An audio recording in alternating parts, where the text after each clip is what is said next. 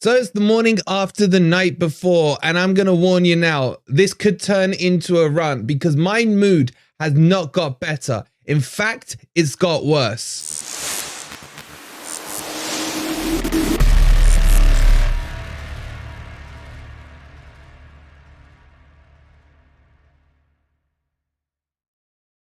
Good morning, good evening, or good night, and welcome to the 5 things we learnt about Forest 0, Everton 1.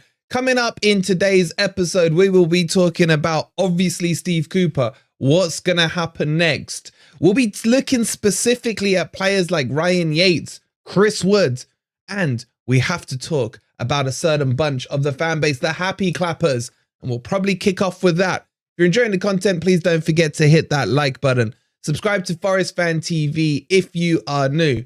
And let's jump into this one. This one is going to be ugly. You've been warned. Okay, so obviously I think everyone is annoyed. Happy Clapper or not, Cooper in, Cooper out, whatever. The performance yesterday was diabolical, atrocious. Every crappy word you can think of, anyone will agree with you on the tagging of that line. No passion, no desire, no nothing at all. And you guys got to have your say last night on the call-in, the therapy call-in. Really enjoyed that. If you guys want more of that, let us know in the comments. We can make it more regular on the channel. But what I got to tell you guys first, and I'm going to start with the Happy Clappers, because the timing of this is actually pretty much perfect. And thank you to Amazon for getting my delivery through so quickly. We're going to start with the Happy Clapper excuses. And luckily for me, it's fragile. It's fragile, but it has arrived, and it's arrived in one piece today. And that is, of course, the Happy Clapper Manual. I must treat this with respect. Their holy book. Let's open it up and let's go to page 1 of the excuses and how to defend Steve Cooper. Well, the first thing that comes up is, of course, the line, and I quote, "Look where we were." Ever since Cooper took over, he took us from bottom of the championship into the Premier League in one season and kept us up. Please note, guys, that this is your first defense protocol when coming across any kind of negative criticism to Cooper. You must start with this line and you must proceed to remind everyone of where we have been. The problem they've got with point number 1 is that every single Forest fan, in fact, probably non-Forest fans as well, know exactly where Forest were and where Forest have come up. And if you're going to stick to this line, then what you need to do is just live in the past, because that's where you're stuck. Things move forward. Teams move forward. Everything develops and moves on. And this is the point that the Happy Clappers miss. If you want to upgrade players, which we have done, you'll see that happening on the pitch, like the Sangare coming in. We've had so many decent signings that players could only dream, that fans, could only dream of before. They've been upgraded. The stadium is about to be upgraded. We've had the fan zone kind of upgraded. I mean, it looks like a gazebo, but anyway, that's for another video. So the question is, should the manager be upgraded? Because Cooper is clearly struggling right now. In fact, he's been struggling, in my opinion, for a long time. There is no identity in the team. There is no cohesion in the team. And are these players now bigger than Cooper? And is it the Happy Clappers that are keeping him in a job? So if you want to live in the past, the argument really is, why not get Frank Clark back then? Frank Clark took us from the Championship into the Premier League, straight into 3rd place and straight into Europe. I didn't see any of you guys reminiscing about how great Frank Clark is. In fact, there is a section of this fan base that actually thinks Cooper's achievements are better than Brian Clough's. I don't need to say anything about that. Let's move on to page number 2 in the Happy Clapper Manual. And here we go. For those of you who may be having your doubts about Cooper and would like to post anything in the negative about him, please always caveat your comments with the line, "I love him, but." And to be honest, they are following the handbook. Everything I've seen on social media in the past 24 hours from a Happy Clapper has started with, "I love him, but." And this is a sub point to it. If you are going to maybe consider turning your back on Cooper, Please use Marinakis as the excuse rather than stating your own opinion, as this will not be accepted in the Happy Clapper fanbase. And what do they mean by this? And again, it's true to its word. I mean, this book was worth every penny I spent on it. What they will say is, I love him, but, and usually it's followed with, I can't see the big man or the Greek father or Marinakis, whatever word they want to use, all are acceptable according to the handbook. I can't see Marinakis not pulling the trigger or not getting itchy. It's diversion tactics. It's diversions from these cowards that can't actually state an opinion. These cowards that want to hide behind Marinakis, who can see the state of the club, who can see the direction we're going in, and that's lower down the league, do not have the kahunas to share an opinion or, God forbid, criticize the tactics and the crap that we've been seeing on the pitch. And that all has to come from Cooper. And Cooper is not alone in this blame. I question what the hell Tate is doing and Andy Reid. What are these guys doing? It's the first time I've seen Tate leave his seat in the last 2 years to pick up a booking, and then he sat his ass back down. He was told where to go by the ref. It's a complete and utter joke. But let's move on. Let's move on to page number 3 in the manual. And page number 3 states, if ill gets too much and it feels like Cooper is on the ropes, please remind everyone of whether or not they want to go back to the manager merry-go-round of having 30 managers or so in the past set years. And will they be happy with an ever-changing manager base? This should hopefully turn them back to seeing the light and seeing Steve Cooper. You absolute idiots. Do you think we are still in the championship? Do you think that Forest cannot attract a higher caliber of manager? The Premier League is probably the 20 most sought after positions in world football, minus maybe the Real, Barca, and a couple of other jobs in and across Europe. This is a higher caliber of division, which in itself attracts a higher caliber of manager. This is not the championship where you're picking up whatever you can find on the floor, the low-hanging fruit. You can aim higher on this. It's pathetic. Next one. If you want Cooper out, then who do you want in? Because, and this is in brackets, you as the fan need to state who will replace Cooper. And until you can state to us the correct manager who fits in with what Cooper has done here at Forest, therefore we cannot come to terms and agree with you. Yet again, let me remind these people that we do not hire and fire managers. There is only one person who does that, and that's the person you're trying to hide behind right now, and that is Marinakis. Marinakis will have the say. Any fan that wants to see a manager change, they could say to you Zidane, they could say to you Pep, they could say to you Sam Allardyce, they could say to you Harry Redknapp. It doesn't matter. That's just their opinion. Whatever they say will not impact who comes in. If you think Marinakis hasn't got a black book currently of a list of managers and hasn't had it for 2 years, 3 years, and is upgrading it constantly because that is organization and that is planning, then you are on another planet. If fans want a change in manager, it's because they're not happy with what's on the pitch. You can't sack a whole football team. You can sack a manager. So get your heads out of your asses and understand that. Every fan will have an opinion on who they would take. There are happy clappers who have got opinions on actual managers they would stomach if Cooper were to go. But they have no say in it whatsoever. This one's done by Marinakis and his team. So get that one through your thick ass heads, man. Seriously. Next one here. We got a couple more. I mean, it's a whole dossier, man. It's a whole dossier here. He will go somewhere else and make them great, and we will regret it.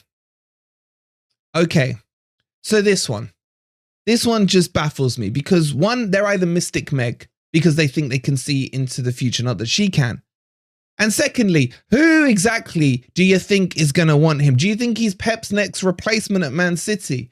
There's only been 2 links to Steve Cooper, and that's to Crystal Palace, who are worse than Forest. and that's to West Ham, who are going to lose David Moyes, and Steve Cooper is basically a younger version of David Moyes in terms of his philosophy. Outside of that, I haven't heard an Arsenal, a Man City, a Bayern Munich, a PSG, a whoever desperately knocking on the door of Steve Cooper. So who do you think is going to take him, and how do you think he's going to develop that team? He can't. It's not within his range to play higher up at the Premier League. Steve Cooper right now is at the limit of his capabilities, and that literally is a relegation fight. Some people would say he's a championship manager. I don't. I think he is slightly better than that. But honestly, that argument is absolutely pathetic.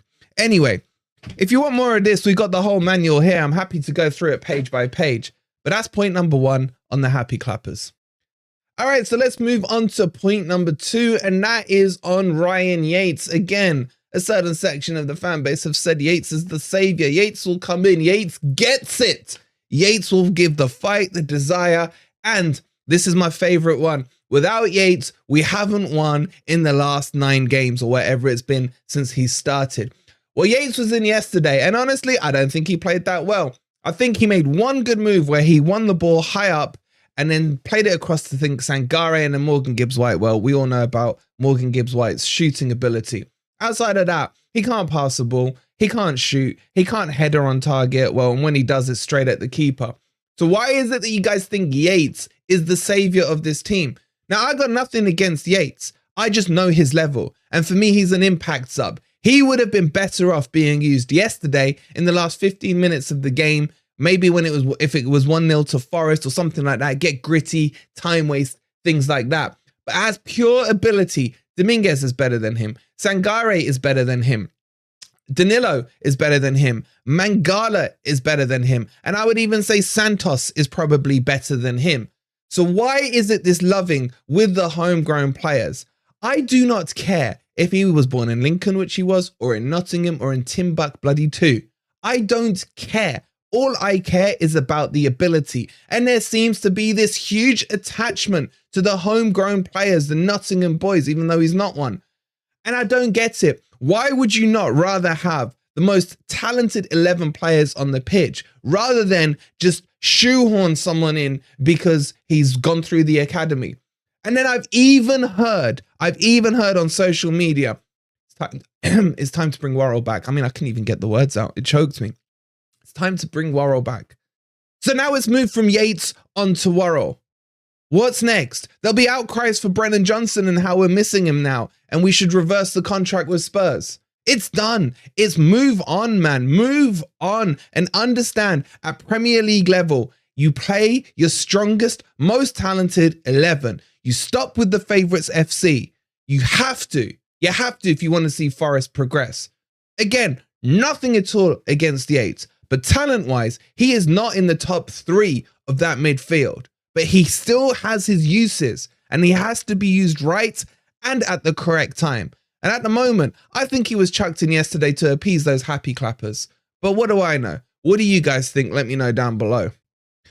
All right, time for the elephant in the room, as Steve Cooper called it in his post-match yesterday. And that is Cooper in or Cooper out. Where is it and where do things stand currently? Well, as I mentioned, it's clear on social media that the shift is definitely moving towards Cooper out. And I almost can see what's happening here. And you got to kind of credit Marinakis, because had he sat Cooper weeks ago or months ago or in the summer, there would have been uproar and riots. You can almost see, and I know this from nothing, this is just my own observations, that it looks to me like he's letting the fires burn themselves through. And what do I mean by that? He's letting Cooper basically do what he's doing on the pitch. And with results not coming in a results-driven industry, you will see, happy clapper or not, they will turn person by person by person. And when enough have turned, then when Marinakis, if he decides to pull the trigger, does it, then he can't have the backlash. Because one, let's run through this. He gave Cooper a new contract last year when he should have gone. Secondly, he backed him publicly again after the Leeds match, again when he could have gone. Thirdly, now when he's put out the statement last week, where clearly Cooper is under fire, even though Cooper claims that he knows nothing about it.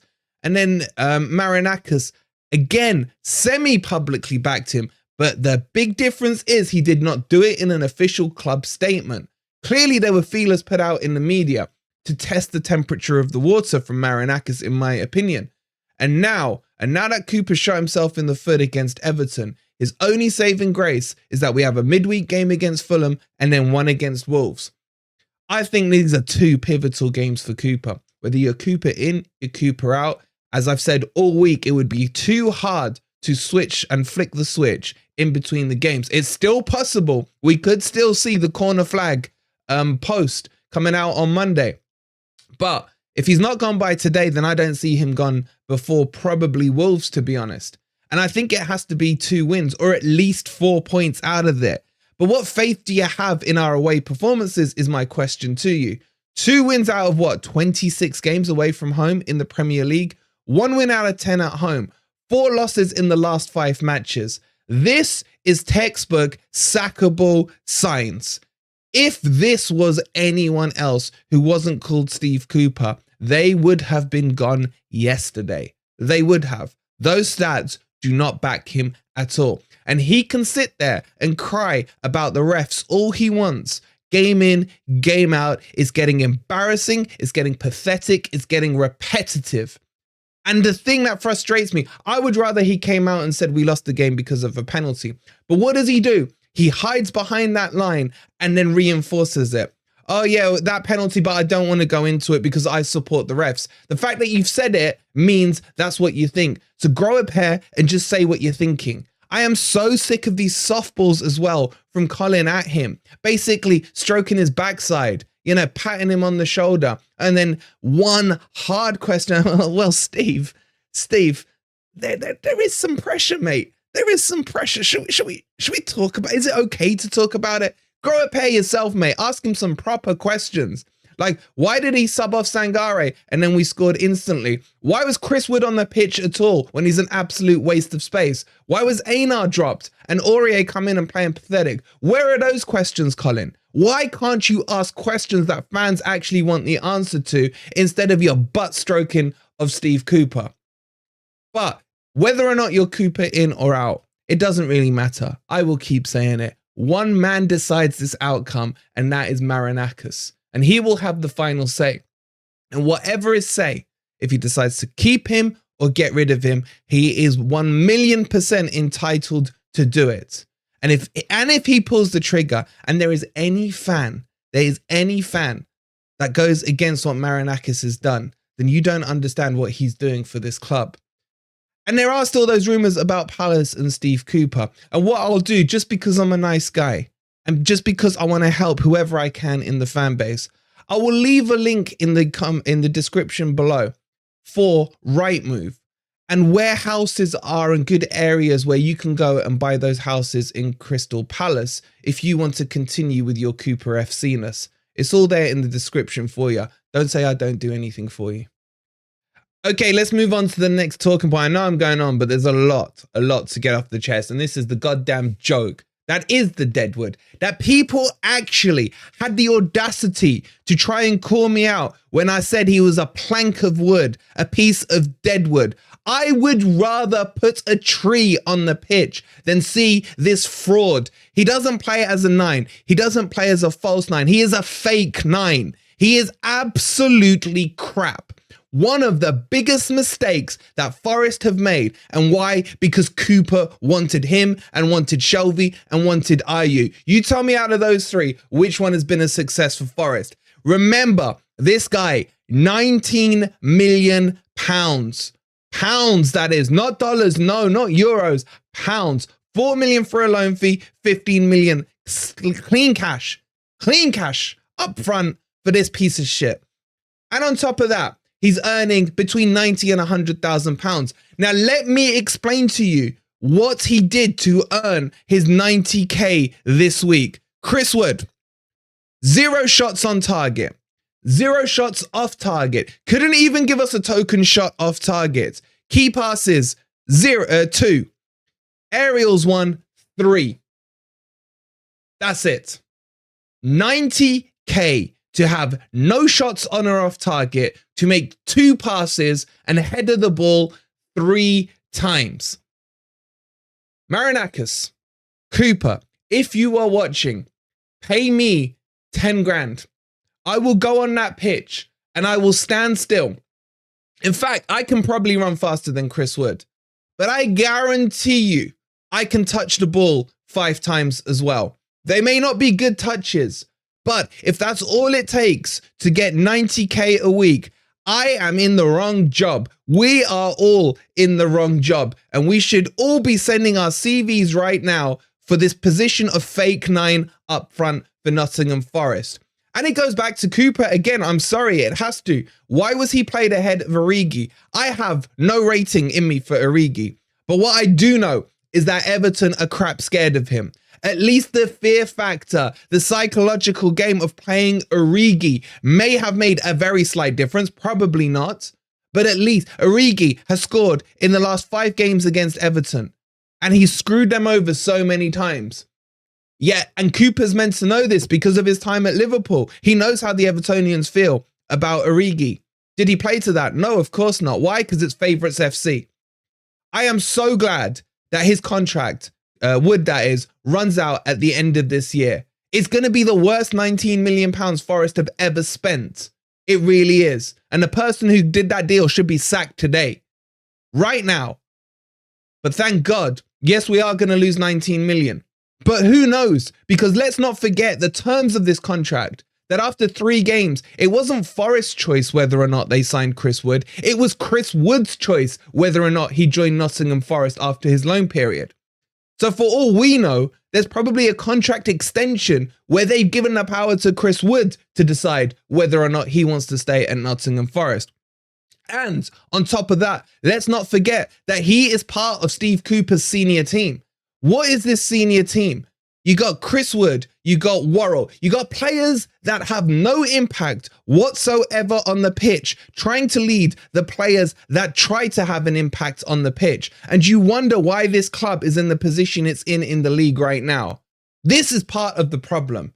And if I ever see him on a pitch again, I don't know what I'll do. All right, let's move on to our 5th point, and that really is what is next in this crazy week for Nottingham Forest. Fulham and Wolves is the answer, but what happens in those games? Who's going to be in charge? Are the players still playing for Cooper? Dino thinks they're not. I think they are, but I just don't think they have his respect anymore, and they don't buy into these stupid tactics that he's trying to deploy. Changes need to happen. If it's not the manager, then he's got to do something different on the pitch. 1 win in 10, 4 losses out of 5. Something has to change. The definition of insanity is to do the same thing over and over again. And that's exactly what's happening currently. So if Steve Cooper is still in charge for the Fulham game, then he damn well better make some changes. And I don't really care what they are right now, but he's got to change it up. He's got to break this rut we're in, because before you know it, we will, and we have laughed it off all season, but we could be in a relegation fight. We've done this whole thing, oh, those 3 crappy championship teams that have come up. It's a free swing this year. But you know what? The gap is closing. Everton are back on the move now, thanks to us. Bournemouth, they're on the move. They seem to be playing better football under Areola. Who does that leave underneath us? No one, apart from the 3 championship teams. And if people are going to say that's progress, then shut the hell up. I will finish with a quote from the Happy Clapper book. Final quote for you. I think this is a good way to end. Please remind everyone who dares to speak out against what Steve Cooper is doing that we have seen progress from last year to this year. And that progress is exactly what we need at Nottingham Forest. The problem is this book is slightly out of date now, ladies and gents. Because the problem with that Everton game is that last season Forest finished on 38 points, averaging a point a game. That Everton game has now put us below that points a game threshold. That Everton game and that Brighton game, because what they've done all season is say, well, we lost 5-0 at Arsenal last year. We only lost 2-1 this year. Well, we lost X amount to Man U last year. We only did it this year. They've gone silent after the Brighton game because we beat Brighton last year. They've gone silent after the Everton game. Why? Because we picked up 2 draws against them, even though we should have won, and we've now lost to them. And now the points average per game is below 1. So where is the progress? That's the question I will leave you with. If you've enjoyed the video, please hit that like button. Subscribe to Forest Fan TV if you are new. We got Grumpy Old Reds tonight. You can tell it's going to be heated. We'll see you then. Come on, you Reds.